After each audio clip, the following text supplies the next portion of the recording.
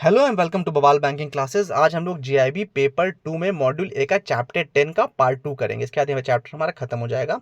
तो हम लोग पिछली बार में आरएफसी डीडीए सारे अकाउंट्स देख चुके थे। आज हम लोग शुरू करेंगे यहाँ से, कहाँ गया ये, remittance of assets bye foreign nationals not being PIO. ऐसे व्यक्ति जो पर्सन ऑफ इंडियन ओरिजिन नहीं है और उनको अगर फॉरेन नेशनल के द्वारा कोई पैसा या असेट एक्सेप्ट करना है तो उसके लिए क्या रूल्स रेगुलेशन है। ये देखिए, इसमें वो पर्सन जो पर्सन इंडियन के एम्प्लॉयमेंट से रिटायर हुए हैं वो इसमें आएंगे। जो पर्सन नॉन रेजिडेंट के किसी नॉन रेजिडेंट यानी एनआरआई के विडोवर हैं, जिनको इनहेरिट हुई है प्रॉपर्टी या एसेट्स इनहेरिट हुए हैं, उनके स्पाउसेस हैं, वो इसमें आएंगे। साथ ही साथ जो फॉरेन स्टूडेंट हैं इंडिया मतलब बाहर से इंडिया पढ़ने आए, वो भी इसमें आएंगे। ये प्रॉपर्टी एक्वायर करने का इंडियन रेजिडेंट के द्वारा क्या क्या तरीका है। अगर ऐसी कोई भी प्रॉपर्टी एक्वायर करी जाती है या ओन करी जाती है, इनहेरिट की जाती है इंडिया, तो वो इसमें इंक्लूड हो जाएंगे।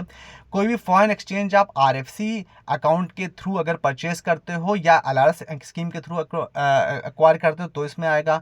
जो अकाउंट्स हैं वो जॉइंटली या किसी जो रिलेटिव होगा आपका इंडियन रेजिडेंट उसके साथ हो सकते हैं, और इसमें कोई भी आउटफ्लो ऑफ फंड इंडिया के बाहर नहीं जाएगा।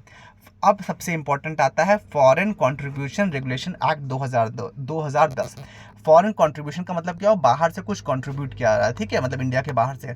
ये बेसिकली एनजीओ वगैरह पे बहुत अप्लाई होता है, और ये इसलिए रोका आता है जिससे कि बाहर से पैसा भेज के लोग इंडिया में अनरेस्ट ना क्रिएट करें। तो फॉरेन कंट्रीब्यूशन का मतलब क्या है, इसमें वो सारी डोनेशंस या कोई भी ऐसे डिलीवरी ऑफ ट्रांसफर्स जो कि फॉरेन सोर्स से इंडिया में करी जा रही है, करेंसी कोई भी हो उसकी चाहे, और उसका ओरिजिन जो है वो इंडिया है, मतलब पैसा बाहर से आ रहा है और इंडिया में आ रहा है कंट्रीब्यूशन या फिर डोनेशन आदि के थ्रू। और दूसरा टर्म होता है फॉरेन हॉस्पिटैलिटी। फॉरेन हॉस्पिटैलिटी मतलब होता है एक ऐसा ऑफर जो कि कैश में या काइंड के थ्रू किसी फॉरेन सोर्स के द्वारा इंडियन पर्सन को दिया जा रहा है, जिसमें उसकी ट्रैवलिंग की कॉस्ट, उसका फॉरेन कंट्री में रुकने का खर्चा, खाने का खर्चा, आने जाने का, मेडिकल का, ये सारा खर्चा कोई और उठा रहा है। इसको क्या बोलेंगे, फॉरेन हॉस्पिटैलिटी। तो जो एक्सेप्टेंस ऑफ कंट्रीब्यूशन हो गया फॉरेन सोर्सेज से, अगर या हॉस्पिटैलिटी हो गया, मतलब फॉरेन कंट्रीब्यूशन और फॉरेन हॉस्पिटैलिटी दोनों ही एक्सेप्ट करने के लिए कुछ टाइप ऑफ ऑर्गेनाइजेशन है जिनको अलाउ है और कुछ है जिनको नहीं अलाउ है। जैसे एनजीओ वगैरह पे इसके लिए बहुत नजर जाती है, रखी जाती है कि ऐसा नहीं है बाहर से फंड लेके इंडिया में कुछ प्रॉब्लम क्रिएट कर रहा हूँ। तो मीडिया हाउसेस को, पॉलिटिकल पर्सनस को, पॉलिटिकल ऑर्गेनाइजेशंस को, एनजीओज को, इन सबको इनके लिए अलाउ नहीं है, और अगर है भी तो उसके लिए लॉज हैं। वो लॉज किस में आते हैं, फॉरेन कंट्रीब्यूशन रेगुलेशन एक्ट। याद रखिएगा 2010, ये बहुत इंपॉर्टेंट, अक्सर पूछा जाता है और बहुत हॉट टॉपिक है। Prohibition on acceptance of foreign contribution, किन किन लोगों को प्रोहिबिट किया गया है कि वो फॉरेन कंट्रीब्यूशन एक्सेप्ट नहीं कर सकते। वो लोग जो कि इलेक्शन में खड़े हो रहे हैं, जो करस्पॉन्डेंट हैं, कॉलमनिस्ट हैं, कार्टूनिस्ट हैं, एडिटर्स हैं किसी भी रजिस्टर्ड न्यूज़पेपर के, कोई पब्लिक सर्वेंट हो गया, कोई जज हो गया, गवर्नमेंट सर्वेंट हो गया, उन्हें अलाउ नहीं है कि वो फॉरेन कंट्रीब्यूशन ले सकें। मेंबर ऑफ लेजिस्लेचर मतलब एमएलए एमपी वगैरह को अलाउ नहीं है। कोई पॉलिटिकल पार्टी या उसके ऑफिसर्स हैं वो लोग भी फॉरेन कंट्रीब्यूशन नहीं ले सकते। कोई भी ऐसी ऑर्गेनाइजेशन जो पॉलिटिकल नेचर की है वो भी फॉरेन कंट्रीब्यूशन एक्सेप्ट नहीं कर सकती। कोई ऐसी एसोसिएशन ऑफ कंपनी है जो कि एसोसिएशन ऑफ कंपनीज है जो कि ब्रॉडकास्ट मतलब ऑडियो न्यूज़ वगैरह प्रोवाइड कर रहे हैं, जैसे आकाशवाणी वगैरह है, तो वो लोग भी इसको एक्सेप्ट नहीं कर सकते फॉरेन कंट्रीब्यूशन को। फॉरेन हॉस्पिटैलिटी के लिए ये कंडीशंस हैं कि उसमें भी सेंट्रल गवर्नमेंट से आपको परमिशन लेनी होगी, तभी आप फॉरेन हॉस्पिटैलिटी को एक्सेप्ट कर सकते हो। और कौन कौन लोग नहीं कर सकते हैं, मेंबर ऑफ लेजिस्लेचर नहीं कर सकते, कोई पॉलिटिकल पार्टी को ऑफिस बेयरर होगा तो नहीं कर सकते, गवर्नमेंट सर्वेंट, जज, ये लोग नहीं कर सकते। कोई भी कॉरपोरेशन का कोई इंप्लॉय है जो कि बॉडी या वो कॉरपोरेशन अगर गवर्नमेंट द्वारा ओन किया रही, तो उसके एम्प्लॉयज भी फॉरेन हॉस्पिटैलिटी को एक्सेप्ट नहीं कर सकते हैं।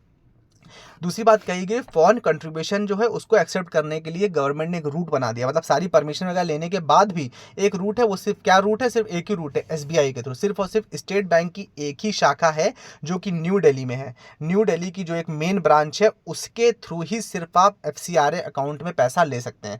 वहां पर सिर्फ एक एफसीआरए अकाउंट बनाया गया है, ठीक है। जिस पर्सन को भी फॉरेन कंट्रीब्यूशन करना है वो वहां के एफसीआरए अकाउंट में पैसा मंगाएगा, ठीक है। उसके बाद वो व्यक्ति चाहे तो और अकाउंट्स खोल सकता है शेड्यूल बैंक के साथ। मतलब उसने एक FCRA account state bank new Delhi में खोला और अपना अकाउंट नंबर दे दिया किसी भी फॉरेन कंट्रीब्यूशन वाले को, उसने उसे पैसा डाल दिया। फिर उस पैसे को उसे जिस अन्य एफसीआरए अकाउंट में आना है, कोई भी शेड्यूल बैंक का, उसमें ले जाता है। लेकिन इनिशियली इंडिया के अंदर एंट्री सिर्फ और सिर्फ दिल्ली की मेन ब्रांच एसबीआई के थ्रू ही हो सकती है फॉरेन कंट्रीब्यूशन की। ये याद रखिए कि it's a very important question.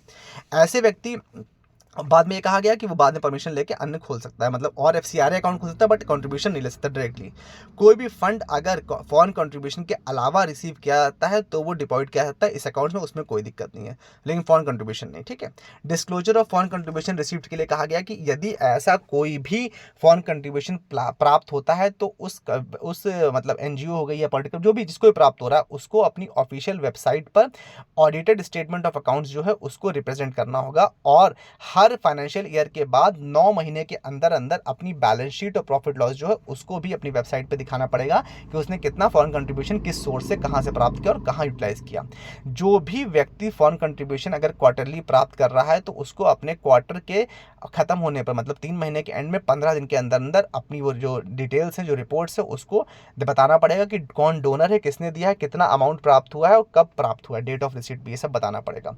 Unutilise foreign contribution में एफसीआरए अकाउंट में बताया गया है कि यदि मान लीजिए कोई ऐसी कंपनी है, कोई ऐसी एनजीओ है जिसका रजिस्ट्रेशन गवर्नमेंट ने कैंसिल कर दिया लेकिन उसके में पैसा बच गया है, एफसीआरए अकाउंट में पैसा बचा हुआ है, उसके फॉरेन करंसी रेगुलेटरी अकाउंट जो है, तो उसमें जो पैसा बचा हो उसको आरबीआई डिसाइड, उसको गवर्नमेंट डिसाइड करेगी कि उस पैसे का क्या करना है, उसके डायरेक्शन क्या है।